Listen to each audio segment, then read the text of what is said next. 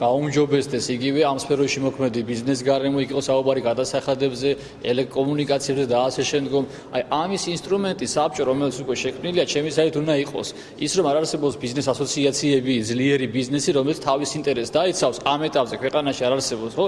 ამისთვის უნდა იყოს ეს დეპარტამენტი, რომელიც ჩაანაცვლებს ამ ეტაპზე ყოველ შემთხვევაში აი ამ ესე ვთქვათ ბიზნეს ასოციაციას და გაუწევს ლობირებას. მე ხა ვარ აქ ამ საბჭოს წევრი და ჩემი როლი აქ ჩემი საზრით უნდა იყოს არის და მე ამაში ვხედავ ჩემ თავს, რომ სწორედ იმ საკითხების ლობირება დავიწყო, რომელიც აწუხებს ბიზნესს, რომელთაც ის ვეღარ აიაფებს თავის სერვისს სახელმწიფო დონეზე უნდა განისაზღვროს რეალურად, აი თქვათ რამდენად მნიშვნელოვანია. პრიორიტეტი არის, მაგრამ რამდენად მნიშვნელოვანია, რომ ამაში ჩაერთოს ყველა რგოლი სახელმწიფოს თუ არის აუცილებელი საკადასახადო შეღავათები.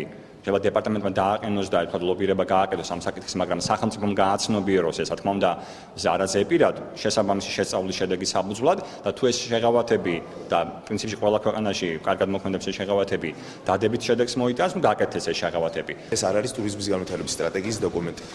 მაგრამ რაც შეეხება სტრატეგიას, ეს პროცესი დასრულდება 2014-ში, რომელიც შემდეგ უკვე განსაზღვრავს ამ სტრატეგიული დოკუმენტის საფუძველზე დაიგეგმება პროგრამული ბიუჯეტი 2015-18 წლის განმავლობაში, ანუ 4 წლის სტრატეგია შეიქმნება 2014 წელს. შემდეგი წლების იმისათვის, რომ ჩვენ ვიცოდეთ ზუსტად თუ როგორ უნდა იქნას მიზანმიმართულად და ეფექტურად გადანაწილებული ის ბიუჯეტი, რომელსაც სახელმწიფო უყოფს ტურიზმის დეპარტამენტს ინდუსტრიის განსავითარებლად.